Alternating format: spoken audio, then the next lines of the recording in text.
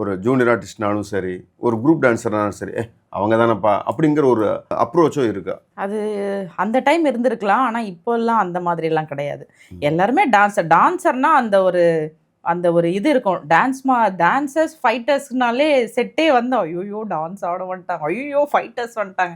அந்த ஒரு குரோத் இருந்ததே தவிர, அந்த கலாய்க்கிறது அந்த மாதிரியெல்லாம் ஏன்னா எங்களுக்கு யூனியன் இருக்கு. மாஸ்டர்ஸ் இருக்காங்க.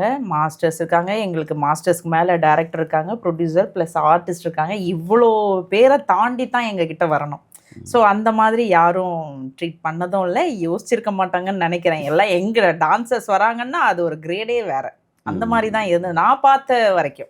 அப்படிதான் இருந்தது. ஐட்டம் சாங் மாரிலாம் ஆடும்போது உங்களுக்கு ஒரு மாரி ஷையா இருக்காதா? நான் ஆடுவேன் அவ்வளோதான். நீ 100 பேராவது இருந்துக்கோ, ஊரே இருந்துக்கோ. அத பத்தி கவல இல்ல. என்னன்னா, அந்த இடத்துல நம்ம மூவ்மெண்ட் தப்பா ஆடக்கூடாது. மாஸ்டர் பாரதி தப்பு, ஒன் மோர் அப்படிங்கிறத ஒன் மோர் போக்கூடாதுங்கிறதுல கான்ஃபிடென்ட்டா இருப்போம். ஏன்னா, சரி இந்த 2 நாள்ல சாங் முடிக்கணும்னும் போது, அப்ப அந்த மாஸ்டர்ஸ்க்கு எவ்ளோ ஒரு இதுவா இருக்கும். டென்ஷன் இருக்கும். இது முடிக்கணும். அப்பதான் மழை வரும்.